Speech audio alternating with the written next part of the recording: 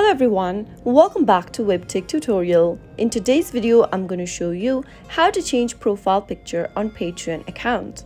So let's go ahead and do it right now. Open your Patreon application and make sure that you're logged into your account. Now, you'll be able to see a circle located at the top right hand corner. Simply tap on it and then tap on the three dots at the top right corner of the pop-up. Click on Edit Profile and then go ahead and tap on the camera icon right beneath your profile picture. Now, you can go ahead and select a picture from your photo library or click on the camera option and take a picture of yourself from your camera. You can choose any one method. To select an existing picture, tap on Photo Library and then from your library, go ahead and select one of the pictures you'd like to use for your profile picture on Patreon. Once you've selected the picture, tap on Done at the top right and tap the Save button at the top right hand corner in order to save your change. Within a few seconds, your profile picture will be changed. So that is how it can be done. If you found the video to be helpful,